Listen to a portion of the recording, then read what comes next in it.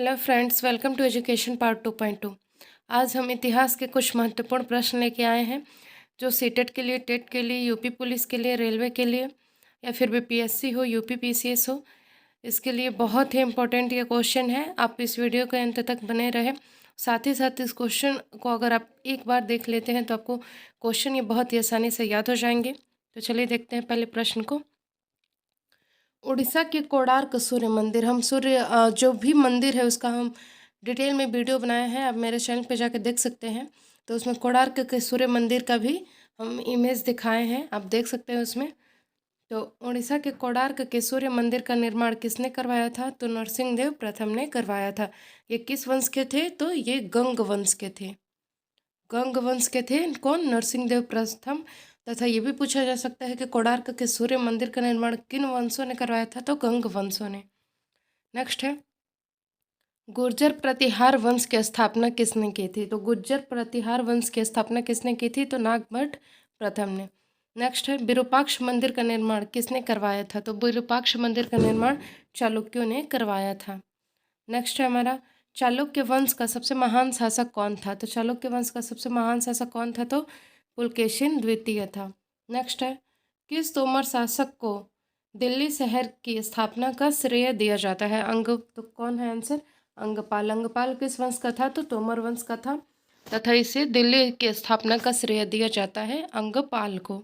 Next है, बुद्ध की खड़ी प्रतिमा किस काल में बनाई गई थी? तो बुद्ध की खड़ी प्रतिमा कुषाण काल में बनाई गई थी। नेक्स्ट है हमारा, इलाहाबाद के स्तंभ लेख में हरिसेन ने किस शासक की प्रशंसा की है? तो इलाहाबाद का जो स्तंभ लेख है उसमें हरिसेन ने किसकी प्रशंसा की है? तो समुद्रगुप्त की प्रशंसा की है। नेक्स्ट है, मेहरौली स्थित लौह स्तंभ का निर्माण किस शताब्दी में हुआ था? तो चौथी शताब्दी में हुआ था।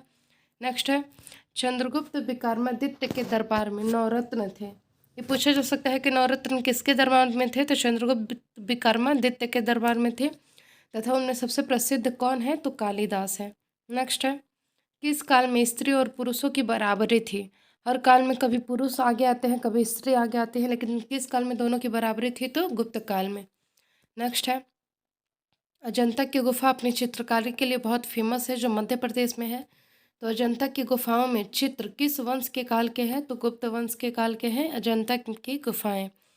नेक्स्ट है, अशोक द्वितीय किसे कहा जाता है? तो अशोक द्वितीय किसे कहा जाता है? कनिष्क को कहा जाता है, जो कुषाण काल का है। नेक्स्ट है, पृथ्वीराज चौहान नहीं, पृथ्वी चौहान के कवि का नाम क्या था? तो चंद्रबरदाई था। ये भी पूछा जा सकता है कि चंद्रबरदाई किसके दरबार में रहता था? तो पृथ्वीराज चौहान के दरबार में रहता था। नेक्स्ट है हमारा, अमीर खुसरो किसका दरबारी था? तो अमीर खुसरो अलाउद्दीन खिलजी का दरबारी था। अगला हमारा प्रश्न है, इब्न बतूता ने सल्तनत काल में प्रचलित किस व्यवस्था का विवरण दिया है? तो इब्न बतूता ने डाक व्यवस्था का विवरण दिया। नेक्स्ट है, मथुरा संग्रहालय में किस काल की मूर्तियों की अधिकता मिलती है? तो कुषाण काल। कुषाण काल की मूर्ति अधिकतर कहाँ मिलती है? तो मथुरा संग्रहालय में मिलती है।